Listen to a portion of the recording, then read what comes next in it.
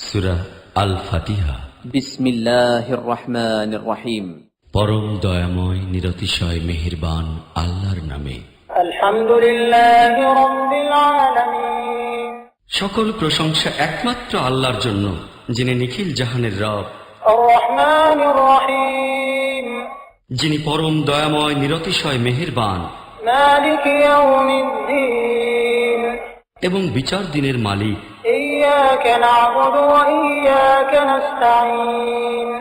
আমরা কেবল তোমারই ইবাদত করি এবং কেবল তোমারই নিকট সাহায্য প্রার্থনা করি। ইহদিনাস সিরাতাল মুস্তাকিম।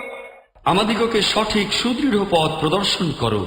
সিরাতাল লাযীনা আন'আমতা আলাইহিম গায়রিল মাগদুবি আলাইহিম ওয়ালাদ-দাল্লিন।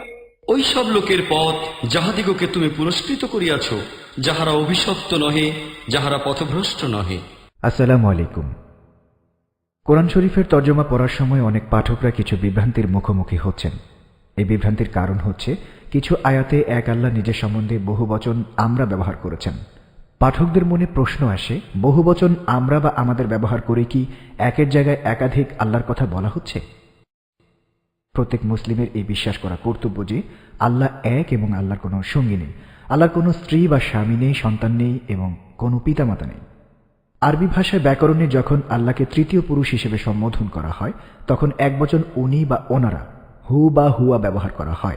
এক্ষেত্রে ওনারা বা ওনাদের ব্যবহার করা হয় না। যখন আল্লাহকে দ্বিতীয় পুরুষ হিসেবে সম্বোধন করা হয় তখন একবচন আপনি বা আপনার, আন্তা বাক্য ব্যবহার করা হয়।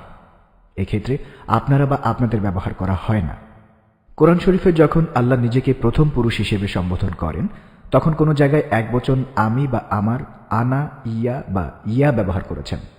আবার কোনো জায়গায় বহুবচন আমরা বা আমাদের, নাহনু বা না ব্যবহার করেছেন। যেসব ক্ষেত্রে আল্লাহ নিজের সম্বন্ধে বহুবচন নাহনু বা না ব্যবহার করেছেন সেই সব ক্ষেত্রে শুদ্ধ তর্জমা আমরা বা আমাদের করা উচিত। আমরা বা আমাদের শব্দ প্রয়োগে একাধিক আল্লাহর কথা বোঝানো হচ্ছে না, বরং আল্লাহর রাজকীয় মর্যাদা প্রকাশ করা হচ্ছে।